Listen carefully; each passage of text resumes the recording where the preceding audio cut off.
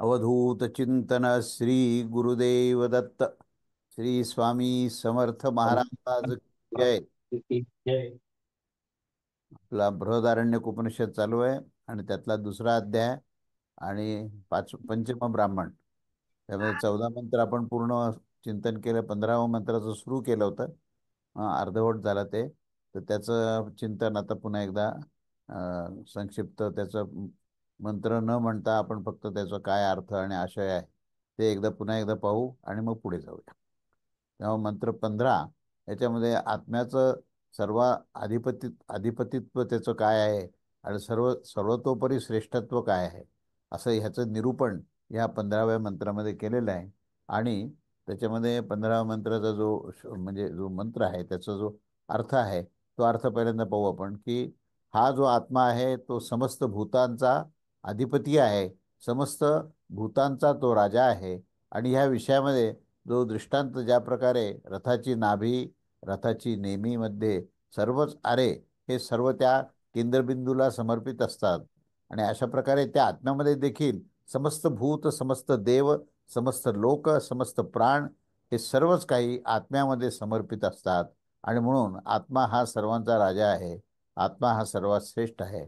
तेव्हा त्याचा आशय असा होता की ज्याच्या पहिल्याच्या पर्यायामध्ये उपदेश झाला नाही त्या अवशिष्ट, आता ह्याच्या अविशेष असं म्हटलेलं आहे त्याला, अविशेष विज्ञानमयाचा अंतिम पर्यायामध्ये ज्या आत्म्यामध्ये प्रवेश करून गेला आहे तो येथे हा आत्मा अशा प्रकारे सांगितला गेला आहे. अविद्याकृत देहेंद्रिय संघात, हे संघात रूप, हे जो जीवात्मा असतो तो जीवात्मा या देह आणि इंद्रियाच्या उपाधीने युक्त असून तो जीवाचा हा जो ब्रह्मविद्येद्वारे त्याचा परमार्थ आत्म्यामध्ये प्रवेश करून दिल्यावरच होऊ शकतो. त्यामुळे जीवभाव सोडून आत्मभावात जाणं इथे अपेक्षित आहे. आणि त्या आत्मभावात गेल्यानंतरच तो ब्रह्मविद्या काय आहे ही समजण्याची क्षमता त्याच्यामध्ये येते. तेव्हा तो अशा प्रकारे सांगितलं गेला आहे की आत्मा अर्थात आत्मभावास प्राप्त झालेला जो विद्वान असतो तो अंतर्बाह्य शून्य पूर्ण प्रज्ञानभूत असा असतो. या समस्त भूतांचा आत्मा आहे आणि सर्वाद्वारे उपास्य असणारा तो आत्मा आहे. सर्व भूतांचा अधिपती आत्मा आहे आणि समस्त भूतामध्ये स्वतंत्र असणारा असा तो आत्मा आहे. तेव्हा कुमार अथवा मंत्र्याप्रमाणे नाही तर मग कशा प्रकारे, तर तो समस्त भूतांचा तो राजा आहे, अधिपती आहे. हे राजत्वाचे विशेषण आहे. कोणी पुरुषाचे राजो चित्तवृत्तीचा आश्रय राजा तर होतच असतो, परंतु अधिपती होऊ शकत नाही. तर तो अधिपती आहे आणि राजवृत्ती आहे, त्या कारणाने त्यास अधिपती हे विशेषण विशेषत्वाने दिले जात असतं. असा तो भूतात्मा ब्रह्मवेत्ता विद्वान हा तो भूतात्मा असला तरी तो मुख्य आत्मतत्वाशी एकरूप झाल्यामुळे तो आत्मस्वरूप असतो. आणि आत्मस्वरूप असणारा तो ब्रह्मवेत्ता विद्वान जो असतो तो विद्वान सदैव मुक्त होऊन जात असतो. श्रुतीमध्ये प्रथम जे सांगितले आहे की ब्रह्मविद्येने आम्ही सर्वरूप होऊन जाऊ असं हे विधान केलंय आणि असं मनुष्य मानत असतो. तेव्हा त्या ब्रह्मने काय जाणले, ज्याच्याने तो सर्वरूप होऊन गेला त्याचीच ही व्याख्या केली गेली आहे. अशा प्रकारे गुरु आणि शास्त्राने आत्म्यासच सर्वात्मभावाने ऐकून तर्काद्वारे मनन करून आणि ज्या प्रकारे मधुब्राह्मणात दाखविल्या गेले आहे त्या प्रकारे उक्त लक्षण असणारे त्या ब्रह्मविज्ञानाने साक्षात जाणून जी प्रथमच ब्रह्म असतानाच अविद्यावश अब्रह्म बनला होता. कारण अविद्यावश अब्रह्म केव्हा झाला, जेव्हा जीवभाव त्याच्यामध्ये आला तेव्हा. आणि मग तो सर्वरूप होताना तो असर्व होता. आता असा ही स्थिती त्याची होती. पण आता त्या ज्ञानानेच त्याद्वारेच त्या अविद्येस नष्ट करून तो आता इथे ब्रह्मवेत्ता होताना देखील ब्रह्म आणि सर्वरूप होताना देखील तो आता सर्व काही होऊन गेला आहे. आणि ज्याच्यासाठी हे प्रकरण आरंभ केले आहे ते शास्त्राचे तात्पर्य समाप्त होऊन गेले आहे. तेव्हा या सर्वांचे आत्मभूत सर्वात्म ब्रह्मवेत्यामध्ये सर्व जगत हे समर्पित आहे अशा अर्थामध्ये हा दृष्टांत दिला जात आहे. ज्या प्रकारे ही गोष्ट प्रसिद्ध आहे की रथाची नाभी आणि रथाचे नेमी हे सर्वच हे त्या नाभीमध्ये समर्पित होत असतात. अगदी त्याच प्रकारे त्या परमात्मभूत ब्रह्मवेत्ता आत्म्यात ब्रह्मापासून स्तंभापर्यंत हे समस्त भूत, अग्नी, इत्यादी समस्त देव, भूरलोक आणि समस्त लोक, हे वाक आदी समस्त प्राण आणि जलामध्ये प्रतिबिंबित चंद्राच्या समान प्रत्येक शरीरात प्रवेश करणाऱ्या या अविद्याकल्पित समस्त आत्मा हे ह्या आत्म्यामध्ये समर्पित आहेत. तेव्हा अभिप्राय असा आहे की सर्व जगत ह्याच्यामध्ये समर्पित आहे. प्रथम जे श्रुतीने सांगितले आहे की ब्रह्मवेत्ता वामदेवाने जाणले होते पूर्वी की मी मनु झालो, मी सूर्य देखील झालो, असं हे आपण इतरही उपनिषदात सुद्धा आपण पाहिलं. त्या वामदेवाचं पूर्ण चिंतन काय होतं गर्भामध्ये, तेथे असं सांगितलं आहे की या सर्वात्माची ही व्याख्या झाली आहे की तो हा विद्वान, हा ब्रह्मवेत्ता सर्वोपाधी, सर्वात्मा आणि सर्वरूप होऊन जात असतो आणि तो उपाधी शून्य होतो, संज्ञा शून्य होतो, अंतर्बाह्य शून्य होतो, पर्ण प्रज्ञान घन, अजन्मा, अजर, अमर, अभय, अचल, नेती नेती आणि अस्थूल, असूक्ष्म इत्यादी विशेषण असणारा तो आत्मा होऊन जातो. परंतु या अर्थास न जाणणारे काही तार्किक आणि आपणास अतिशय पंडित मानणारे काही लोक जे आहेत, ते शास्त्राच्या तात्पर्याचा अर्थ विपरीत मानून विविध प्रकारची कल्पना ते करताना अगाध मोहास प्राप्त होत असतात. मग त्या ह्या अर्थाचा अनेजतकम मनसो जवीयहा आणि ते तद्देजती तन्नयजती हे दोन मंत्र इथे अनुवादित केले आहेत. आणि तैत्तिरीय उपनिषदामध्ये सुद्धा असं सांगितलं की ज्याच्यापासून पर आणि अपर असे काही नसतं, तोच सर्व काही असतो. आणि ब्रह्मवेत्ता हे सामगान करत असतात की मी अन्न आहे, मी अन्न आहे, मी अन्न आहे. अशा प्रकारे छांदोग्य उपनिषदामध्ये सांगितले की हसत खेळत आणि रमण करताना आपल्या शरीराला शुद्ध न राखता विचारत असतो. आणि तो जर पितृलोकाची कामना करणार होत असेल तर त्याच्या त्या संकल्पानेच पितर तेथे उपस्थित होऊन जात असतात. सर्व गंध, सर्व रस इत्यादी अथर्वण मुंडक उपनिषदामध्ये सांगितले आहे की तो सर्वज्ञ, सर्ववित आणि तो दुसऱ्यापासून देखील दूर आणि समीप देखील आहे. कठवल्लीमध्ये देखील सांगितलं आहे की तो अणुपेक्षा अणु आणि तो महानापेक्षाही अतिमहान, अंतिम महान असा तो आत्मा आहे. त्या हर्षसहित, त्या हर्षरहित देवास ईशोपनिषदामध्ये म्हटले आहे की तो स्वयं स्थिर असून सुद्धा अन्य सर्व धावणाऱ्याच्या पुढे तो पोहोचत असतो. आणि गीतेमध्ये देखील सांगितले आहे की मी कृतू आहे, मी यज्ञ आहे, मी या जगताचा पिता आहे. तो कोणाच्याही पाप आणि पुण्य यास ग्रहण करत नाही. जो समस्त भूतामध्ये परमेश्वरास समभावाने स्थिर पाहत असतो, पृथक पृथक भूतामध्ये अखंड रूपाने स्थित असतो, तो सर्वाचा संहार करणारा आणि सर्वांस उत्पन्न करणारा आहे असं जाणलं पाहिजे. इत्यादी प्रकाराने हे अभिप्रायाच्या विरुद्ध असे भासणारा मानून आपल्या चित्ताच्या सामर्थ्याने अर्थनिर्माण करण्याची भिन्न भिन्न कल्पना करतात. आणि आत्मा कधी कधी आत्मा आहे तर कधी कधी आत्मा नाही, तो करता आहे तर तो अकर्ता आहे, तो मुक्त आहे तर तो बद्ध आहे, क्षणिक तो विज्ञान मात्र आहे आणि तो शून्य आहे इत्यादी हे विकल्प करताना विद्येचे अंतिम ठिकाण प्राप्त करत नाहीत. कारण की सर्वत्र विरुद्ध हे धर्मच त्यांना दिसून येतात. आणि म्हणून त्यामध्ये जे श्रुती आणि आचार्याने दाखवलेल्या या मार्गाचे अनुसरण करणारे आहे, तेच अविद्येचे अंतिम ठिकाण पार करत असतात आणि तेच या अगाध मोहसमुद्रास तरून जातील. दुसरे लोक जो आपल्या बुद्धिकौशल्यांचे अनुसरण करून त्यास आपल्या तर्काने समजून घेण्याचा प्रयत्न करतील तर ते तरू शकत नाहीत. असा हा तात्पर्याचा इथे भाग ह्या 15व्या मंत्रामध्ये हा परिपूर्ण झाला. अशा रीतीने इथे हा 15वा मंत्र इथे संपतो. आता पुढचा मंत्र आपण पाहूया. मंत्र क्रमांक 16.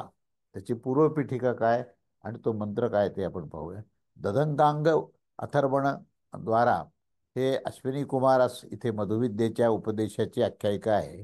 या ठिकाणी अथर्वण जो असतो तो ददंग नावाचा अथर्वण, हा अथर्व ऋषी जो असतो तो या अश्विनी कुमार, 2 अश्विनी कुमार असतात, त्यांना तिथे इथे मधुविद्येचा उपदेश करणारे असतात. त्याचीच आख्यायिका या 16व्या मंत्रात आहे. ज्या विषयामध्ये मैत्रियेने सुद्धा आपल्या पतीला प्रश्न विचारला होता की श्रीमान, जो देखील अमृत तत्वाचे साधन जाणत असतो तेच माझ्यासाठी सांगावे. आणि ती अमृततत्वाची साधनाभूत ब्रह्मविद्या तर समाप्त होऊन गेली, तर मग ह्या ब्रह्मविद्येच्या स्तुतीसाठी ही पुढे सांगितल्या जाणारी आख्यायिका प्रस्तुत केली जात आहे. त्या आख्यायिकेचे तात्पर्य संक्षेपाने प्रकाशित करण्यासाठी हे पुढील 2 मंत्र दिले आहेत. अशा प्रकारे हे मंत्र आणि ब्राह्मण दोघांच्याही द्वारे स्तुत होणाऱ्या कारणाने ब्रह्मविद्येचे अमृतत्व व सर्वप्राप्तीचे साधनत्व प्रगट केले गेले आहे आणि त्यास राजमार्गास प्राप्त करून दिल्या गेले आहे. ज्या प्रकारे उदय होणाऱ्या सूर्य रात्रीच्या अंधकारास दूर करून देत असतो, अगदी त्याच प्रकारे उदय होणारी जी विद्या आहे ती अविद्येचा नाश करून देत असते. आणि याच्याशिवाय त्या ब्रह्मविद्येची अशा प्रकारे देखील स्तुती केली गेली आहे की ज्या इंद्रामुळे सुरक्षित होत्या त्या देवतांच्यासाठी देखील दुष्प्राप्य होऊन गेलेली अशी ही ब्रह्मविद्या आहे. कारण की त्या इंद्र रक्षित विद्या ह्या देववैद्य अश्विनी कुमारास देखील मोठ्या कठीणतेने पार पडल्या होत्या. त्यांनी ब्राह्मणाचे शिर कापून त्यावर घोड्याचे शिर लावलेले होते आणि जेव्हा इंद्राने त्यास ही कापलेले ते, तर पुन्हा एकदा त्यांनी आपले मूळ शरीर जोडून पुन्हा ब्राह्मणाच्या त्या शरीरानेच सांगितल्या जाण्यावर ब्रह्मविद्येचे त्यांनी श्रवण केले.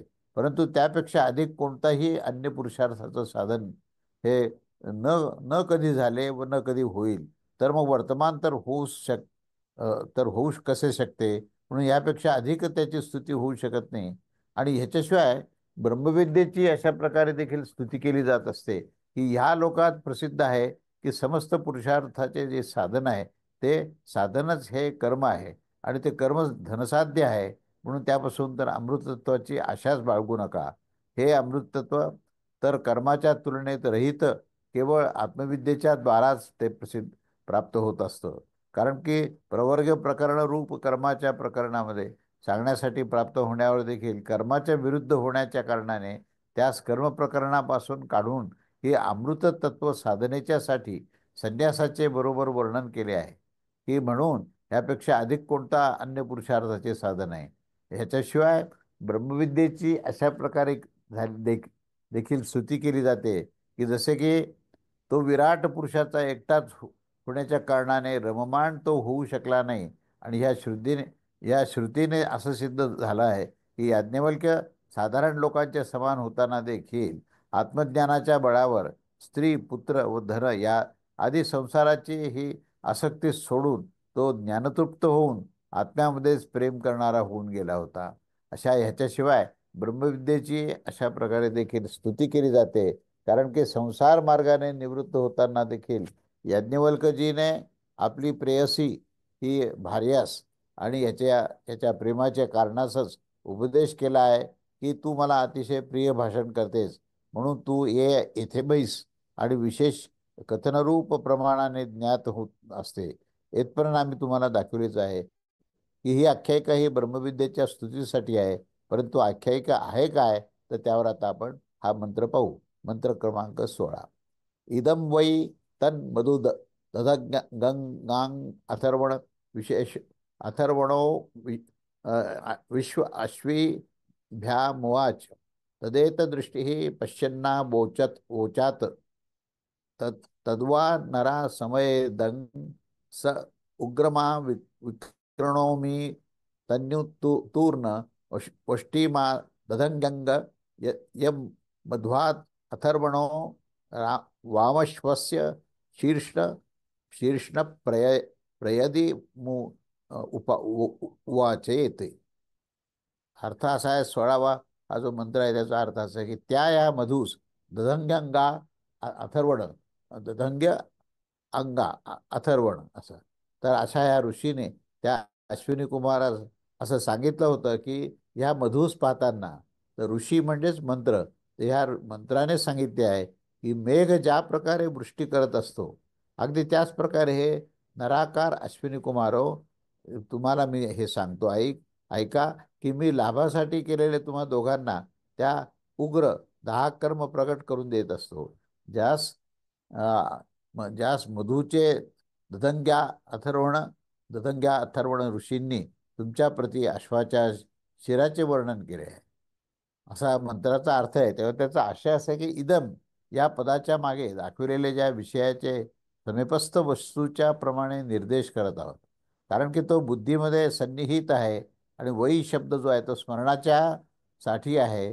तत्पदाने आख्यायिकेमध्ये येणारे व दुसऱ्या प्रकरणात सांगितलेले परोक्ष मधूचे वै शब्दाने स्मरण करून येथे निर्देश करत आहेत की ज्या मधूस प्रवर्ग प्रकरणात सूचित केले गेले आहे, परंतु प्रकट केले गेले नाही.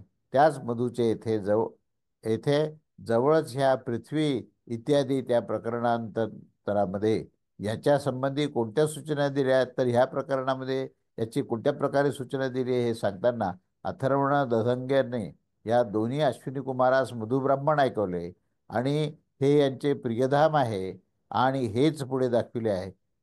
दाखविले जाण्याच्या उपदेशाने करण्यासाठी ब्राह्मण या दोन्हीच्या जवळ आचार्य रूपाने उपस्थित होत असतो.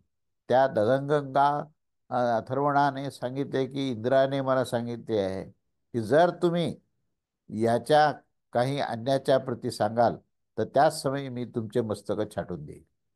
म्हणजे इथे इंद्र जो आहे ना, तो इंद्राला हे सगळं जे रहस्य आहे ते रहस्य हे कुणीही सांगू नये आणि अश्विनी कुमाराला सुद्धा सांगू नये अशी त्याची इच्छा असते.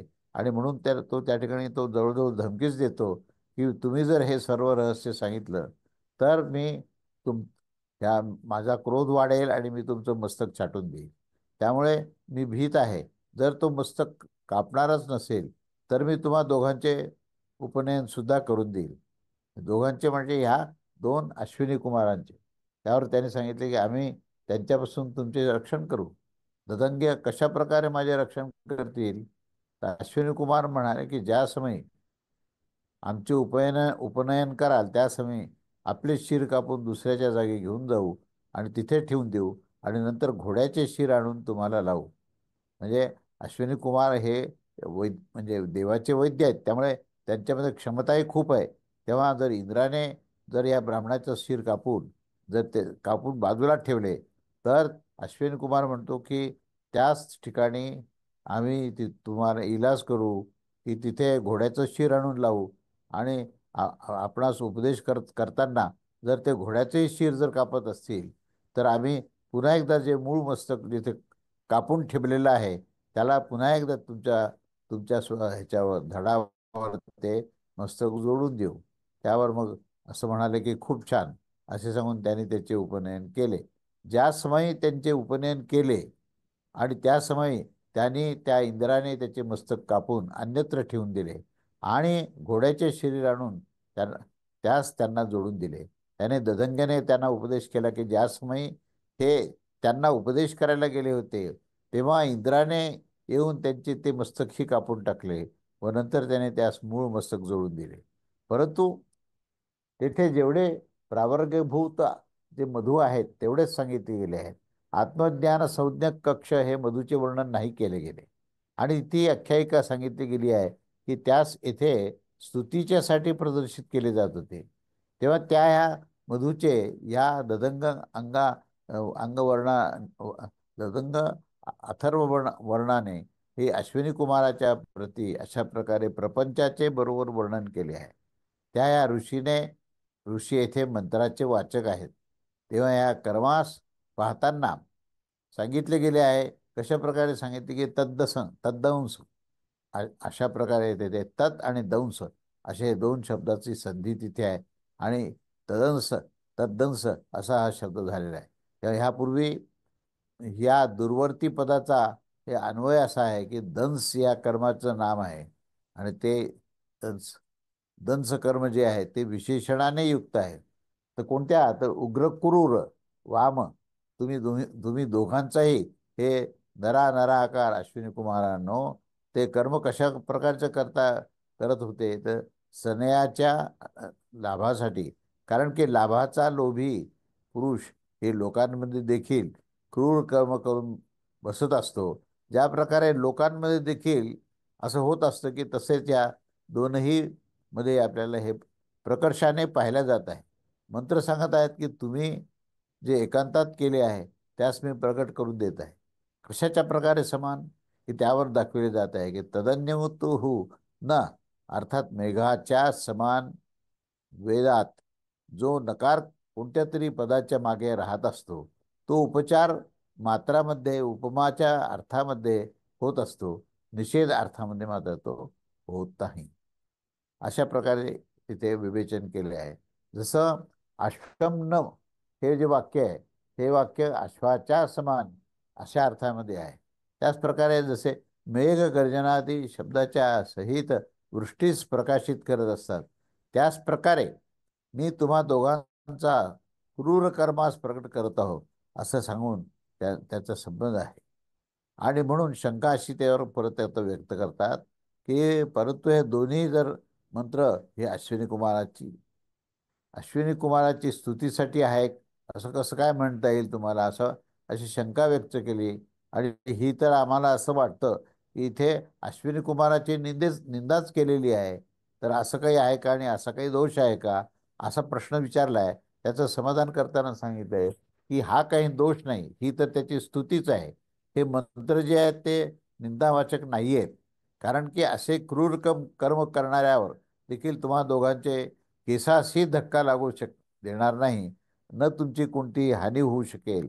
म्हणून असं हे वाक्य जे बोलणं आहे ते त्याच्या स्तुतीमध्येच त्याचा समावेश होतो. लौकिक पुरुष कुठे प्रशंसा निंदा मानत असतात आणि हेच प्रसिद्ध आहे.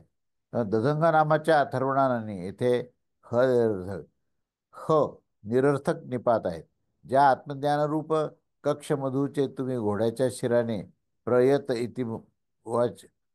इति ह्या प्रयत इम उवाच इत्यादी शब्दाचा वापर करून प्रवचन केले होते. आणि अर्थात ज्या मधूचा उपदेश केला होता येथे इम हा सुद्धा निरर्थक निपात आहे असं या ठिकाणी शेवटी सांगितलं आहे. 16वा मंत्र झाला. आता 17वा मंत्र आपण पाहूया. 17वा मंत्र काय म्हणतात ते बघा. इदम वै ददंग अथर्मणो अश्विभ्यामुवाच तदे दृष्टी पश्यन्य ओचत अथर्वण या अश्विनौ दधीचे दधीचेख्यं शिरः प्रत्ययरयतं सर्वां मधु प्रवोच धृता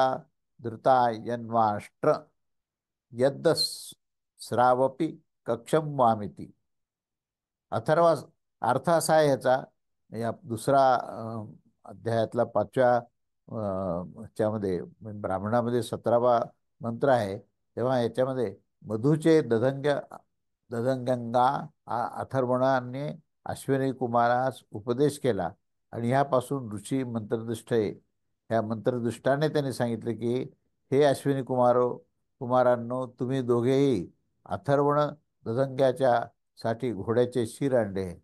त्याने त्या त्या सत्यपालन करताना तुम्हाला त्वाष्ट्र हा सूर्यासंबंधी वापरलेला शब्द आहे. तेव्हा त्वाष्ट्र सूर्यासंबंधी मधूचा उपदेश केला आहे.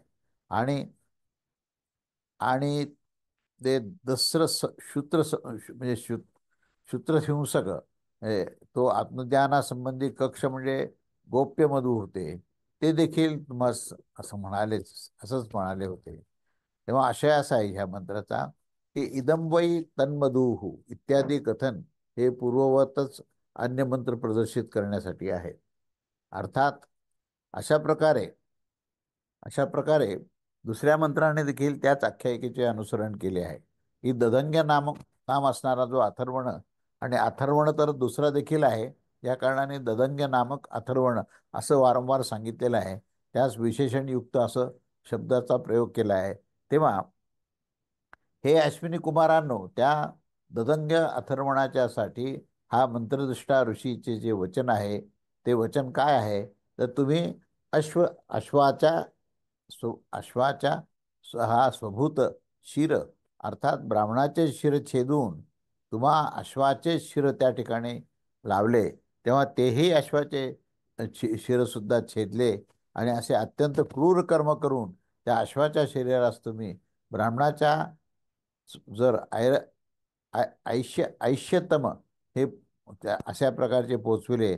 आणि त्या अथर्वणाने तुम्ही मधूचा उपदेश केला आणि ज्याच्यासाठी त्याने प्रथम ती प्रतिज्ञा केली होती की मी सांगेन, तर त्याने अशा प्रकारे जीवनाच्या संदेशामध्ये घडून देखील त्यास उपदेश केला की यावर दाखवले आहे की ऋतायन जी प्रथम प्रतिज्ञा केल्याप्रमाणे ती सत्य होते आणि त्याचे पालन करण्यासाठी हे ह्याच्या गोष्टीचा सूचक आहे की सत्यधर्माचे पालन जीवनापेक्षाही श्रेष्ठ आहे.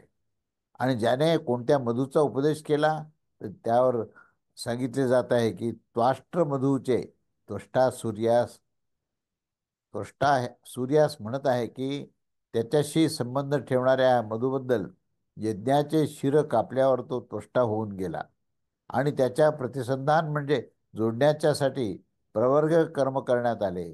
तेथे प्रवर्ग कर्मच हे अंगभूत हे विज्ञान आहे आणि तेच त्वाष्ट्रमधू आहेत. हे दसरा अर्थात परपक्षाच्या सेनेचे क्षय करणारे अथवा शत्रूच्या हिंसेचे याच्याशिवाय त्यांनी तुम्हाला केवळ कर्मासंबंधी त्वाष्ट्रमधूचाच उपदेश केला नाही, तर कक्ष गोप्य अर्थात जो परमात्मसंबंधी रहस्यभूत मधुविज्ञान होते, ज्याचे मधुब्राह्मणाद्वारे वर्णन केले गेले आहे आणि जो तृतीय आणि चतुर्थ अध्यायात प्रकाशित केला गेला आहे, त्याचा देखील इथे उपदेश केला आहे. आणि इथे हा सर्व उपदेश केलेला आहे या क्रियापदाची पुनरावृत्ती ही होत आहे असं त्या ठिकाणी सांगितलेलं आहे. तेव्हा हा जो काही ह्याच्यामधला जो उपदेश आहे तो मंत्र त्या सर्व गोष्टीच्या सर्व विवेचनामध्ये त्या ब्राह्मणाचं जे धैर्य आहे ते धैर्य आपल्याला फार विशेष असं मानावं लागेल. अश्विनी कुमाराला त्यांनी मधुविद्या दिली आणि अश्विनी कुमाराने ती मधुविद्या स्वीकारत असताना त्याची असूया वाटली इंद्राला आणि इंद्राने त्या ब्राह्मणाचं शिर छाटून टाकलं. त्या ठिकाणी पुन्हा अश्वाचं शिर लावलं आणि त्यांनी परत पुढे त्या अश्वाच्या शिराच्या माध्यमातून सुद्धा ही मधुविद्या सांगायला सुरुवात केली. त्याच्या आधी अश्विनी कुमाराचं उपनयन केलं आणि ही सगळी प्रक्रिया पाहताना इंद्र हा जो आहे तो क्रोधित झाला आणि त्यांनी अतिशय क्रूरपणे त्या ह्याचा शिरच्छेद केला.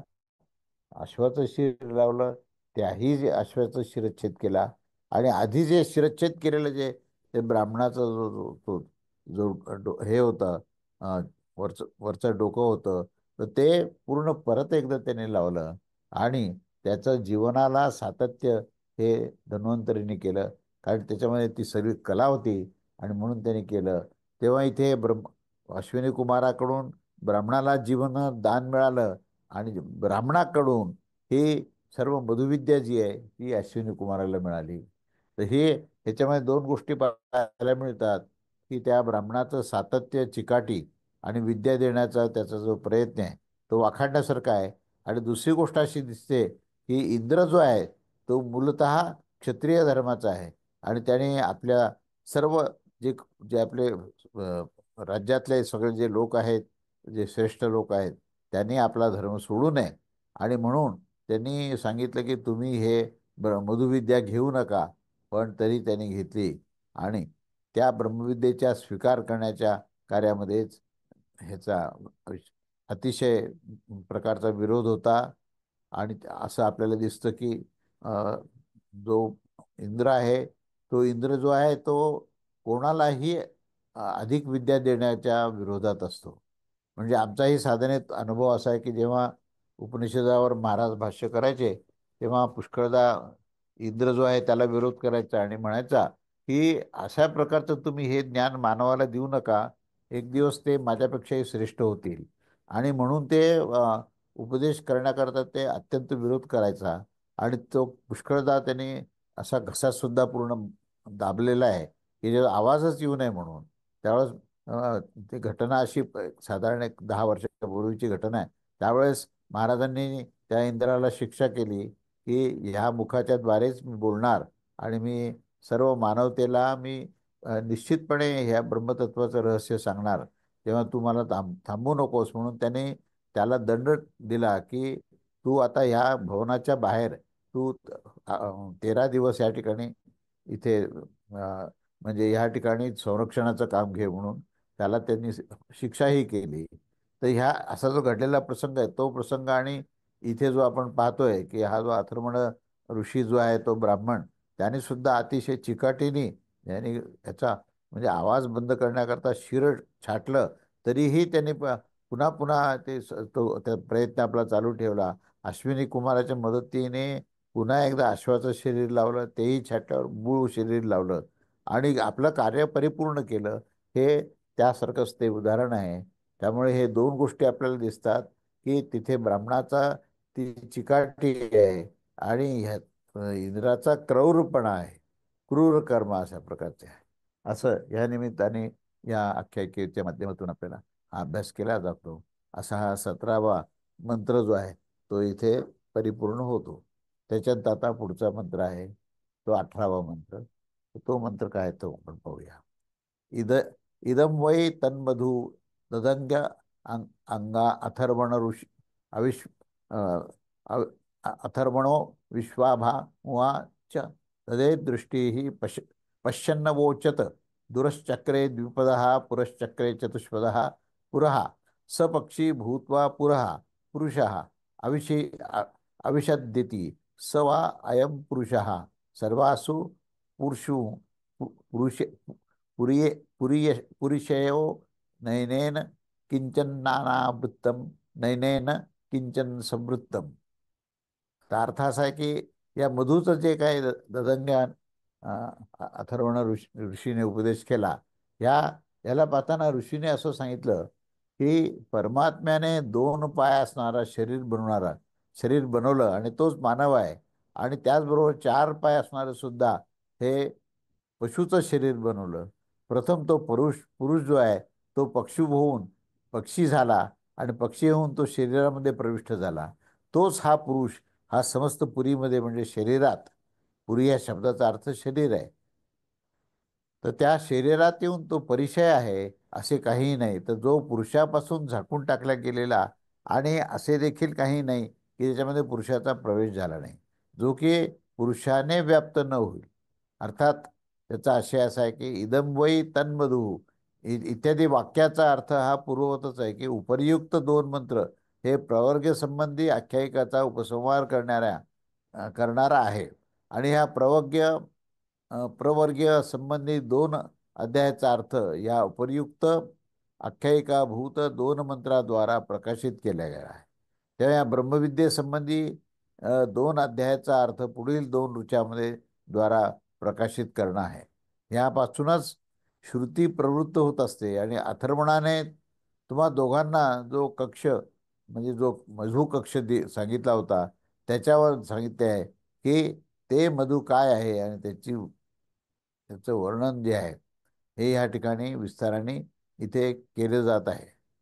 तेव्हा पुरश्चक्रे म्हणजे पुर म्हणजे अर्थात शरीर, कारण की ही अव्यक्ताची व्यक्त होण्याची प्रक्रिया आहे.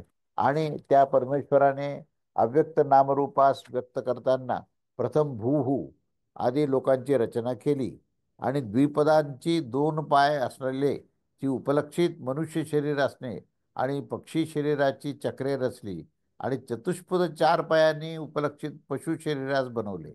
पुरहा अर्थात प्रथम तो ईश्वर पक्षीलिंग शरीर होऊन पूर शरीरामध्ये पुरुषरूपाने प्रविष्ट झाला होता. ह्याच वाक्याचा अर्थ श्रुती करत आहे की तेच हे पुरुष समस्त पुरांचा संपूर्ण शरीरामध्ये पुरीशय हे पुरीशय आहेत आणि पुरमध्ये शयन करत असतात. म्हणजे पुरीशय होण्याच्या कारणानेच ते पुरुष अशा प्रकारे संबोधित केल्या जात असतात.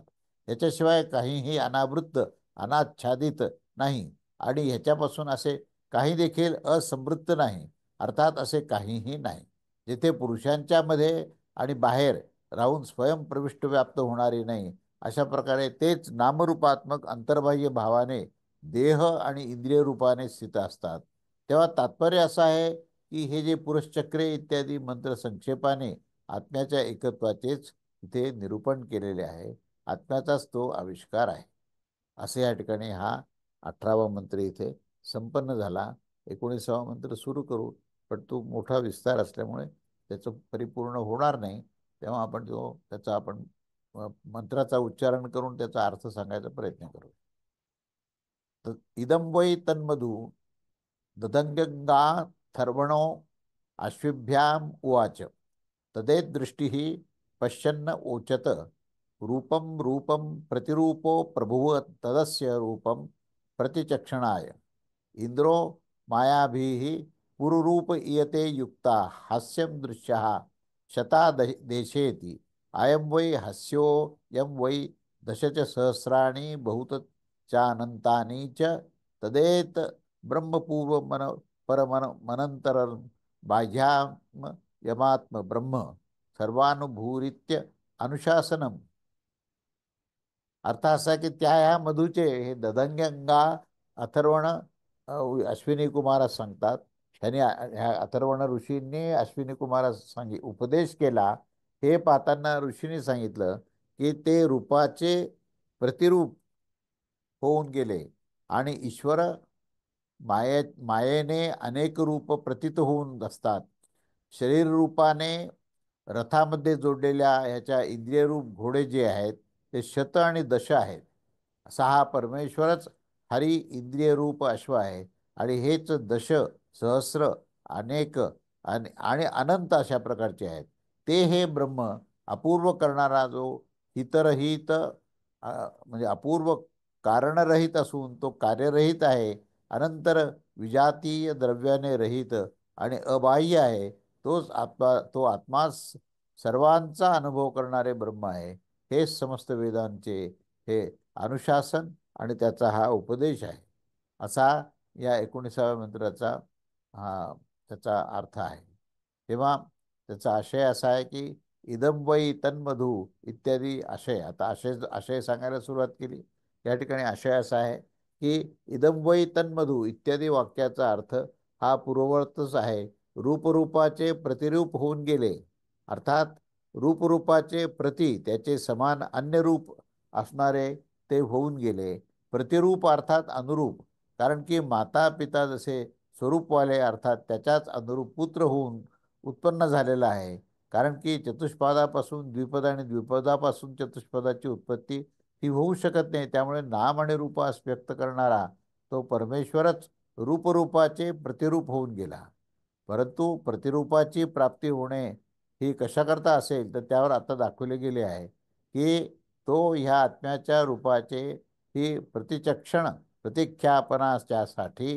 कारण की जर नामरूपाची अभिव्यक्ती न झाली तर ह्या आत्म्याचा प्रज्ञान घन संज्ञक निरुपाधिक रूप जे आहे ते प्रगट होऊ शकले नसते.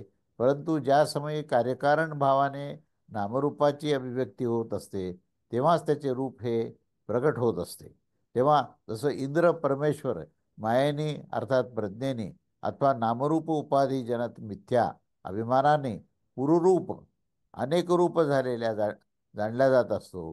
परंतु परमार्थतः तो अनेक रूप होत नाही, तर तो एकमेव अद्वितीयच असतो. अशी ही स्थिती आहे. तेव्हा ह्याचं आता पूर्ण विस्ताराने वर्णन तिथे केलेलं आहे. तर हे वर्णन आपण परत एकदा पुनरावृत्तीमध्ये आणि मंत्राचा उच्चारण न करता आपण आता पुढच्या वेळेस जो आहे तो त्याचा सगळा आशय अर्थ आणि त्याच्यावरची चर्चा करूया आपण. अवधूत चिंतन श्री गुरुदेव दत्त. श्री स्वामी समर्थ महाराज की जय.